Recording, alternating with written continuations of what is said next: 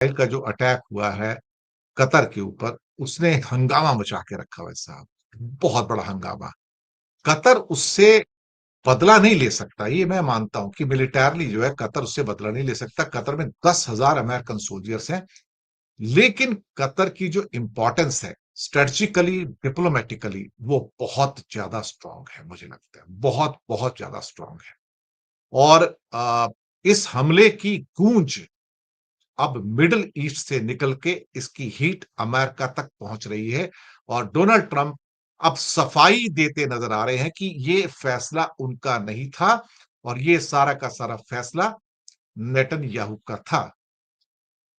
मुसीबत ये है कि अमेरिका का वर्जन ये है कि हमने इस बात को देखा कि जब तक हमें पता लगता इजरायली जेट खाड़ी की ओर जा रहे थे, लेकिन मिसाइलें उड़ चुकी थी और उनको वापस लाना एकदम से उस वक्त में बहुत मुश्किल हो गया, मोड़ना मुश्किल हो गया। और वो कतर जो हमेशा एक मीडिएटर की भूमिका में था, अब खुद युद्ध का मैदान बन गया, खुद एक बैटलफील्ड बन गया। वो तो एक मीडिएशन का काम करता था। इससे व्हाइट हाउस शॉक में, मैं आपको बताऊं, उसका एक बहुत बड़ा रीजन है। बहुत बड़ा रीजन इसलिए कि अमेरिका का एक गल्फ के अंदर एक अहम बेस है वो कतर। 10,000 उसके सोल्जर्स हैं वहां पर। वो उसका एक बहुत ही इंपॉर्टेंट एलाई है। और उसकी जमीन पर हमला हो तो फिर तो अमेरिका के भी पक्ष में नहीं जाएगा, किसी और के पक्ष में नहीं जाएगा। अल्टीमेटली फिर ट्रंप ने कतर के अमीर को फोन किया और प्राइम मिनिस्टर को फोन किया कतर के कि ये एक बार गलती हो गई है, मैं आपको एश्योर करता हूं कि गलती दोबारा नहीं होगी। और ये भी कहा कि जो हमारा कतर के साथ जो डिफेंस पैक्ट है उसको हम और मजबूत करने की दिशा में आगे बढ़ेंगे। तो कोई ये समझ रहा था कि इससे कुछ कतर बेचारा क्या करेगा, वो तो बहुत अमीर मुल्क तो है लेकिन उसके पास आर्मी नहीं है, तो वो इसराइल का सामना कैसे कर सकता है। जरूरी थोड़ी है कि आप मिलिटरली ही स्ट्रांग हो। अगर आप डिप्लोमेटिकली स्ट्रांग हो, आप स्ट्रेटेजिकली स्ट्रांग हो और आपके अलाइज भी स्ट्रांग हो, तो फिर आप जवाब दे सकते हो उसका। और कतर जवाब दे सकता है उसका, इसमें कोई शक वाली बात नहीं है। कतर के हाथ में बहुत सारी चाबी है। कतर के पास गैस है। अगर आज वो यूरोप को और बाकी देशों को गैस बंद कर दे तो सबकी गैस बंद हो जाएगी भाई। सबके पास कोई ना कोई एक लीवरेज होता है, एक चाबी होती है। हमें उससे सावधान रहने की जरूरत है। लेकिन अमेरिका का ये कहना कि मुझे बिल्कुल नहीं पता था, मुझे नहीं लगता। America is involve. अमेरिका अंदर से दोगला है। अमेरिका धोखा देता है। अपने जो दोस्त हैं कतर, उनको भी धोखा देता है, सऊदी को भी धोखा देता है, यूएई को भी धोखा देता है। ये उनको अंधेरे में रखता है। बिल्कुल। थोड़ा मेरा नेट का समस्या है और 2-3 दिन 4 दिन लगेंगे उसको ठीक होने में। बीच में पिक्चर कई बार गायब हो जाए तो प्लीज बेयर विद मी। तो कहीं ना कहीं सिचुएशन जो है वो बड़ी डाइसी किस्म की हो जाती है। इसके बाद अगला जो पॉइंट है वो है नेटो की वार्निंग इंडिया को। भाई ये इंडिया के ऊपर तो सारे बरस रहे हैं, चक्कर क्या है अल्टीमेटली। दो चीजें मैं यहां पर कहूंगा। अभी तक जो रशिया के ऊपर सैंक्शंस हैं, उन सैंक्शंस के अंदर एक चीज बहुत इंपॉर्टेंट है और वो ये है कि रशिया के ऑयल के ऊपर सैंक्शन नहीं है अभी तक। अमेरिका वही कह रहा है कि अब तुम नहीं मानते मेरी बात। अगर तुम मेरी बात नहीं मान रहे हो, इंडिया से कह रहे हो कि तुम अगर नहीं मानते हो मेरी बात कि तुम रशिया से खरीदना छोड़ो, तो मैं रशिया की तेल पर अब सैंक्शन लगाऊंगा। इसे कहते हैं कि सेकेंडरी सैंक्शन से ऊपर आके प्राइमरी सैंक्शंस। जी हाँ, प्राइमरी सैंक्शंस। और मुझे लगता है कि ये वक्त ज्यादा दूर नहीं है। यूरोपियन यूनियन भी ऑलमोस्ट फैसला बना चुकी है। अमेरिका भी फैसला कर चुका है। किस दिन रशिया के ऊपर, अभी तक जो ऑयल के ऊपर सैंक्शन थी वो उसके प्राइस कैपिंग के ऊपर थी कि $60, $65 जो भी है, $45, $50, $55, वो प्राइस कैप्शन है उसके अंदर। प्राइस कैप है, वो सैंक्शन है। लेकिन सेल करने में उसको सैंक्शन नहीं है, तो इंडिया तभी खरीदता है उसको। लेकिन अगली सैंक्शन जब आएगी, जब ऑयल पे सैंक्शन आएगी, तो फिर उसको ना चाइना खरीद पाएगा ना इंडिया खरीद पाएगा। चाइना तो घूम फिरा के डार्क फ्लीट से ले ही लेता है, उसको तुम कुछ नहीं कर सकते। लेकिन इंडिया उससे नहीं बच पाएगा, इंडिया को वो छोड़ना पड़ेगा। इसलिए अब नेटो ने धमकी दी कि अगर आप नहीं करते हो तो फिर हमें अब दूसरा रास्ता अपनाना पड़ेगा, क्योंकि आप कब तक यूके अपना रशिया की फंडिंग करोगे। अब अमेरिकन जो नेटो में सो कॉल्ड उनके एम्बेसडर्स हैं, मिस्टर विटेकर, मैथ्यू विटेकर, उन्होंने अब भारत पर हमला बोला है। फॉक्स न्यूज से बात करते कहा कि अब आपका बहुत हो गया, अब इसे स्टॉप कर दो, इससे ज्यादा हम टॉलरेट नहीं करेंगे। एक साइड में तो ट्रंप साहब कहते हैं कि मैं आपके साथ डील करूंगा, आप मेरे दोस्त हो। दूसरी साइड में अब लगातार ये धमकी दी जा रही है। लेकिन ये धमकी ट्रंप ने ईयू से भी दी है। ईयू को कहा है कि अब भाई साहब आप इंडिया पे सैंक्शन लगाओ। मुझे लगता है कि ये दोगलापन हमारे सामने आ चुका है कि ट्रंप हमको ट्रैप में ले रहा है। ट्रंप हमसे कह रहा है कि भाई आप हमसे डील कर लो, आप बड़े अच्छे आदमी हो। उधर से ईयू को कहता है कि इंडिया पे सैंक्शन लगाओ, क्योंकि मैंने सैंक्शन 50% लगा दिया उसका। और साथ में ये कहा जा रहा है कि नहीं मानोगे तो अब मैं यहां पर नेक्स्ट एक्शन लूंगा, जहां पे मैं रशिया के ऑयल पर सैंक्शन लगा दूंगा, तब मैं देखता हूं आप कैसे खरीदते हो। मुझे लगता है कि इंडिया के लिए आने वाले दिन थोड़े ट्रिकी होंगे। बहुत सारे ऐसे पैनलिस्ट जो कि गोदी मीडिया पे आते हैं और वो कहते नजर आ रहे हैं, देखो अमेरिका कैसे भारत के सामने झुक गया, घुटनों पे आ गया। भारत किसी के सामने झुकता नहीं है। भैया $60 बिलियन का माल, $60 बिलियन का माल पूरा स्टॉप हो चुका है इंडिया से। आप सोच ही नहीं रहे हो कि इंडिया से अमेरिका को एक्सपोर्ट नहीं हो रहा है। हम इस बात को अकाउंट फॉर ही नहीं कर रहे हैं। ना कारपेट जा रहे हैं, ना श्रिम्प जा रही है, ना टेक्सटाइल जा रही है, ना गारमेंट्स जा रहे हैं, ना डायमंड जा रहे हैं, ना इसके अलावा बाकी बहुत सारी मशीनरी जा रही है। कुछ भी तो नहीं जा रहा है, सब तो पूरा बंद पड़ा है वहां पर। मैं जो कह रहा हूं, ये टीवी पर वो दिखाने की हिम्मत नहीं कर रहे हैं। गोदी मीडिया कहने की हिम्मत नहीं कर रहा है कि पूरा का पूरा स्टॉप हो चुका एक्सपोर्ट इंडिया से, कोई कंसाइनमेंट अमेरिका नहीं जा रहा है। लेकिन कोई इस डार्कनेस को, इस ब्लैक डे को देखना नहीं चाहता, इसको अवॉइड करना चाहते। नहीं, ऐसा एक्चुअली हो ही नहीं रहा, ऐसा कुछ हुआ ही नहीं है कि अमेरिका को हमारा सारा एक्सपोर्ट स्टॉप हो गया है। Nobody wants to show it. पर कब तक? पर कब तक? जैसी आपकी मर्जी आप करिए। और इसके अलावा एक बहुत स्पेशल शो आपके सामने और भी आएगा, जो एक ऑलरेडी रिकॉर्ड हो गया, एक दो दिन में आपके पास आएगा। वो आएगा हायर एक्ट 2025 के ऊपर। आप कहोगे हायर एक्ट क्या है अमेरिका का? ये है the halting international relocation of employment 2025। फिर से सुन लीजिए, ये बहुत 15-20 मिनट का मेरा एपिसोड है स्पेशल इसके ऊपर, और बहुत स्लाइड भी है उसके अंदर, वो जल्दी आपके पास आ रहा है। The halting international relocation of employment act 2025। मैं कुछ दिनों से कह रहा था कि एक पॉसिबिलिटी बन सकती है कि जहां पे अमेरिका गुड्स के बाद अब हमारे इंफॉर्मेशन टेक्नोलॉजी पे अटैक करेगा। अटैक किया, और ये बिल सेनेट में आ गया। ये सेनेट से पास होगा, हाउस ऑफ रिप्रेजेंटेटिव से पास होगा, और शायद इसी महीने ट्रंप साहब उस पर साइन करेंगे। और पहली बार इंडिया के आईटी गुड्स के ऊपर, जो कि आपके सॉफ्टवेयर हैं, $200 बिलियन का आपका आईटी गुड्स है और बाकी कंसल्टेशन गुड्स है, उसके ऊपर 25% का टैरिफ आ रहा है सब।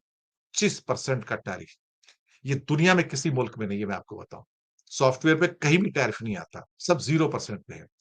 पहली बार अमेरिका लगाने जा रहा है India oriented 20% tariff, 25% tariff.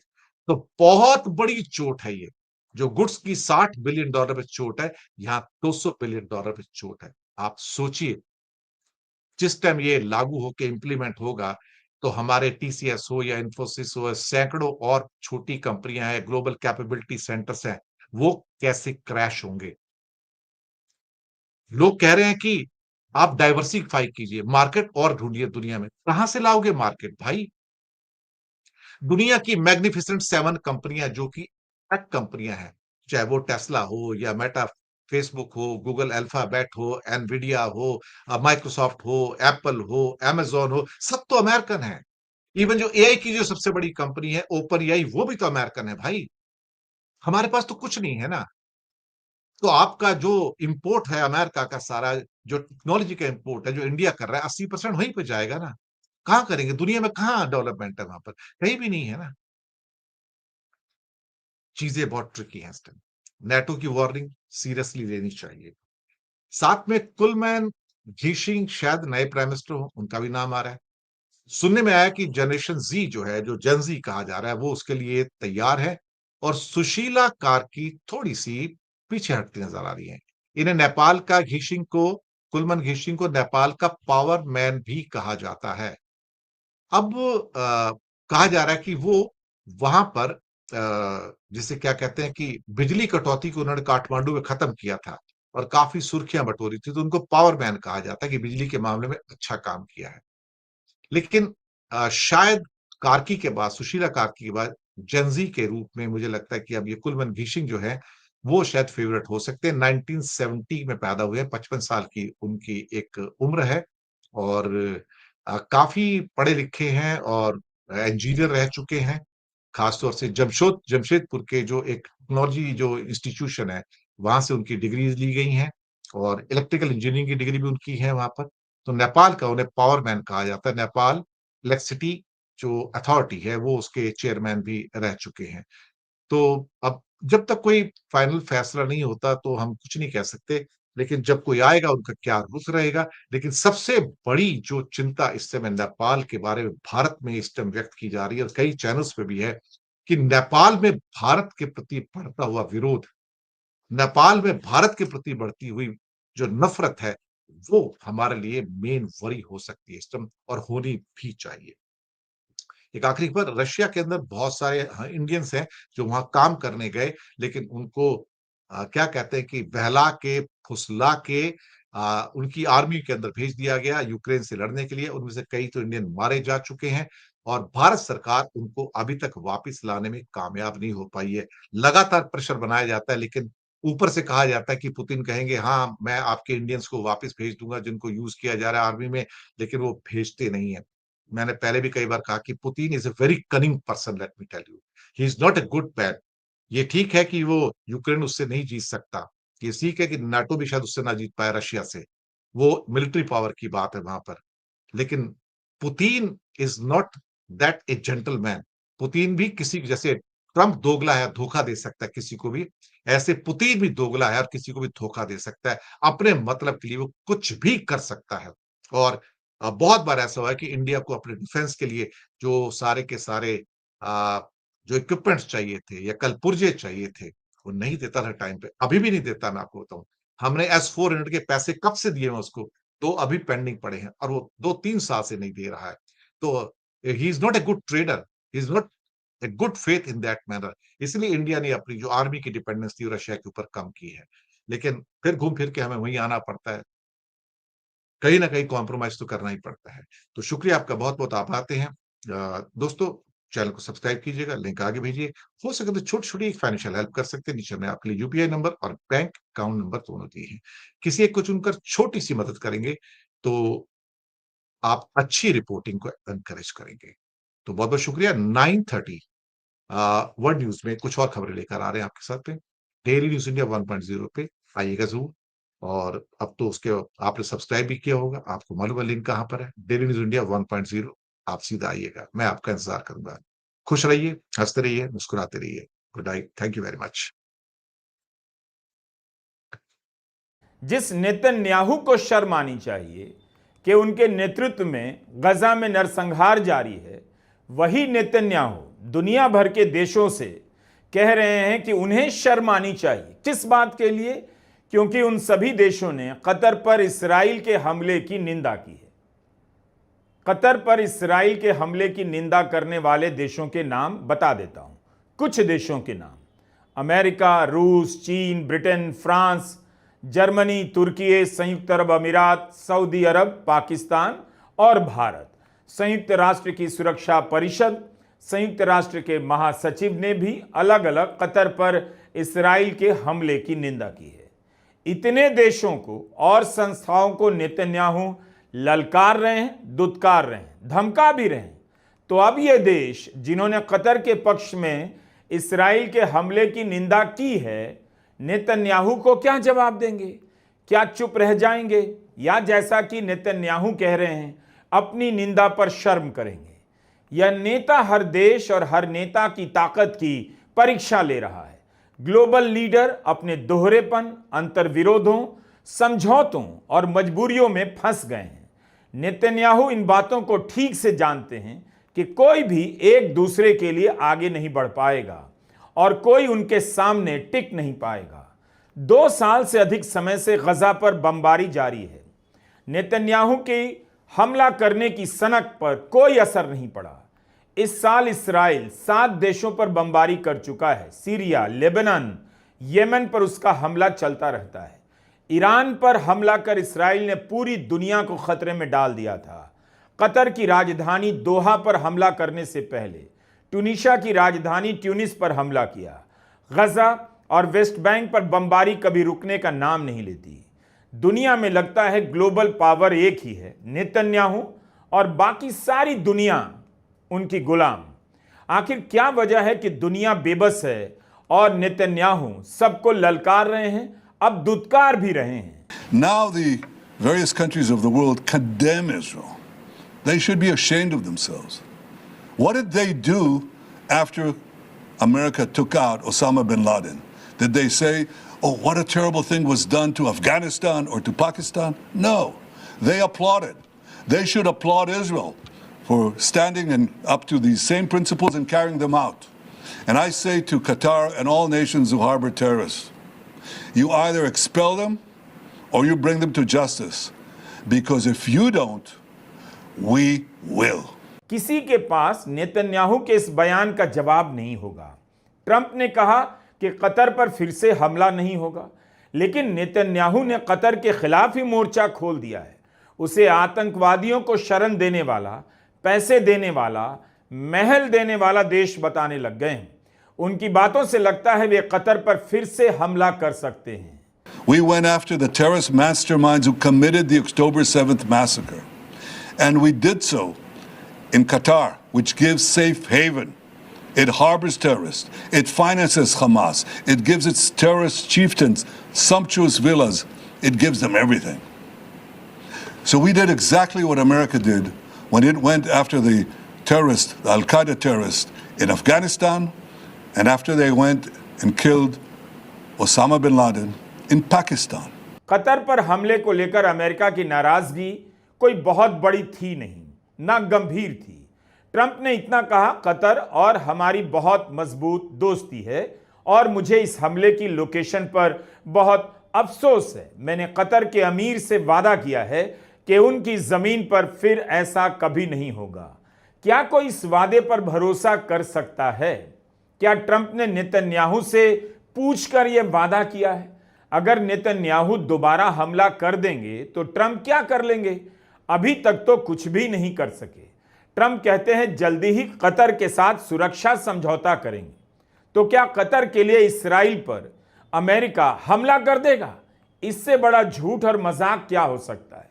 Netanyahu खुलकर कतर के खिलाफ हमले की जिम्मेदारी ले रहे हैं, कह रहे हैं उन्हें कोई अफसोस नहीं।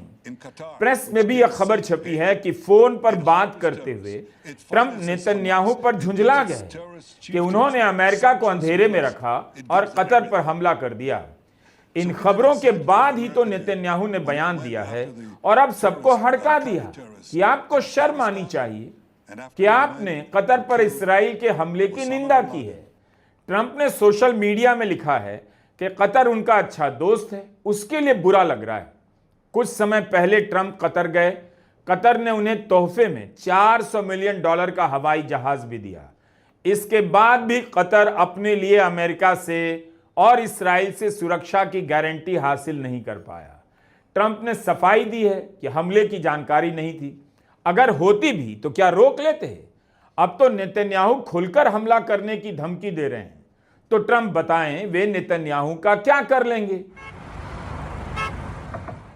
नेतन्याहू ने साफ कर दिया है कि उन्हें कतर पसंद नहीं। वे कतर को भी हमास को शरण देने वाला आतंकी देश मानते हैं।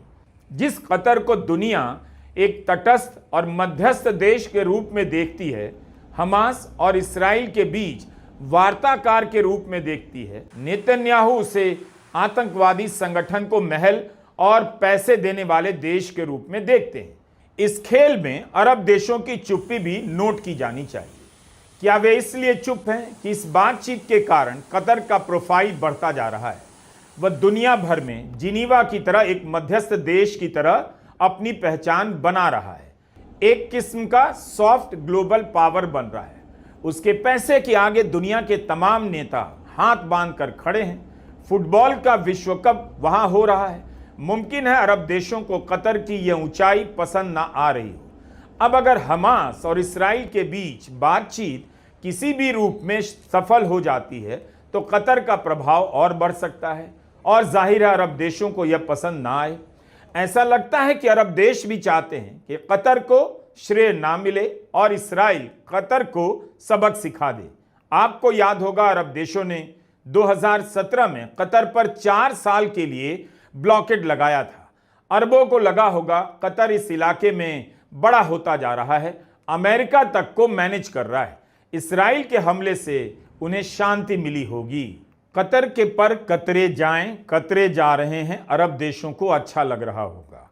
नहीं चाहते कि हमास को सांकेतिक सफलता मिले और उनके इलाके में हीरो बन जाए। अरब देश इन सब के बावजूद इसकी गारंटी नहीं दे सकते कि इस्राइल उनके लिए खतरा नहीं होगा। इसका दावा आज की तारीख में कोई भी अरब देश नहीं कर सकता। उन्हें अपनी चिंता है बस गजा की नहीं। यह 2 साल में पूरी तरह साफ हो चुका है कि गजा को लेकर अरब देश बयान देने के अलावा कुछ और चाहते नहीं थे, कर भी नहीं पाए। उधर कतर को भी कुछ मिला नहीं। अमेरिका के करीबी हो जाने से राष्ट्रपति ट्रंप को $400 मिलियन का हवाई जहाज तोहफे में दे देने के बाद भी उसे कुछ मिला नहीं। जब ईरान ने इस्राइल पर मिसाइलें दागी तो कतर ने अमेरिका के दिए हथियारों से उन्हें रोका, इंटरसेप्ट किया। इस्राइल इससे भी खुश नहीं हुआ, इसके बाद भी हमला कर दिया। ईरान ने कतर में मौजूद अमेरिका के सैन्य अड्डे पर हमला कर दिया। इसी कारण किया क्योंकि कतर ने इस्राइल की मदद की थी। इस नेता ने खुद को बायोलॉजिकल तो नहीं कहा मगर वैसा ही कुछ कहा है। नेतन्याहू का बयान है कि मुझे ईश्वर ने भेजा है, मुझे ग्रेटर इस्राइल बनाना है।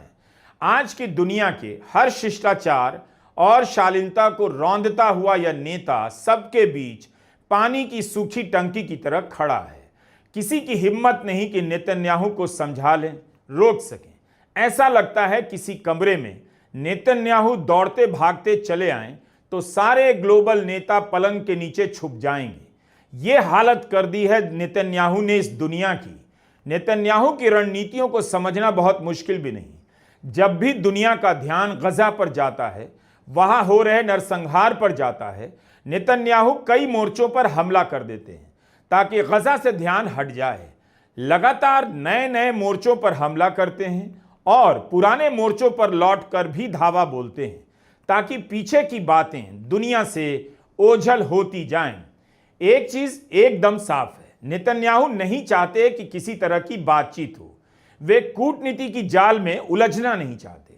जब तक इस्राइल और गजा के मामले में कई देश और संस्थाएं पहल कर रही थीं, बयान दे रही थीं, नेतन्याहू को मौका मिल रहा था इधर उधर की बात कर बच निकलने का। लेकिन जैसे ही तमाम संस्थाएं और देश पीछे हट जाते हैं, हमास के साथ बातचीत में केवल अमेरिका, कतर और इस्राइल रह जाते हैं, नेतन्याहू को लगने लगा अब तो बातचीत करनी पड़ेगी। और बातचीत की मेज पर जब कम लोग रह जाते हैं तब आमने सामने की बात हो जाती है। हमास को बंदियों की रिहाई करनी पड़ती और इस्राइल को गजा से पीछे हटना पड़ता। जैसे जैसे नेतन्याहू पर बातचीत का शिकंजा कसता जा रहा है, वैसे वैसे वे पीछे हटने का प्लान बना रहे हैं और बातचीत के अड्डे कतर पर ही हमला कर रहे हैं ताकि सब कुछ छितरा बितरा जाए। शुरू से ही नेतन्याहू का इरादा बातचीत का नहीं रहा। उनका मकसद गजा और वेस्ट बैंक को मिटा देना है। फ्रांस, ब्रिटेन और अमेरिका 2 स्टेट की बात करते हैं, फिलिस्तीन को स्वतंत्र रूप में मान्यता देने की बात करते हैं, लेकिन नेतन्याहू फिलिस्तीन को मिटा देने की बात कभी बंद नहीं करते। पिछले ही महीने नेतन्याहू ने एक और कदम उठाया। जेरूसलम से पूरब की तरफ 12 वर्ग किलोमीटर के इलाके में 3400 नए घर बनाने की अनुमति दे दी। इससे यह होगा कि वेस्ट बैंक का ज्यादातर हिस्सा पूर्वी जेरूसलम से अलग हो जाएगा और इस्राइल की सारी बस्तियां, सेटलमेंट एक दूसरे से जुड़ जाएंगी। यह वो इलाका है जहां फिलिस्तीन की भावी राजधानी बननी है। इस इलाके को फिलिस्तीनी स्टेट के रूप में मान्यता दी गई है। लेकिन इसी जगह पर घर बनाने का ऐलान कर नेतन्याहू ने भविष्य में फिलिस्तीनी राज्य की किसी भी संभावना को कुचल देना चाहा है। जब घर बन जाएगा तब फिलिस्तीनी स्टेट के लिए दावा करने वालों के पास कुछ बचेगा नहीं। ऐसा कर नेतन्याहू अपने लिए राजनीतिक तौर पर इस्राइल में बहुत बड़ा समर्थन हासिल कर सकते हैं। אנחנו אמרנו, לא תקום מדינה פלסטינית, ואכן לא תקום מדינה פלסטינית.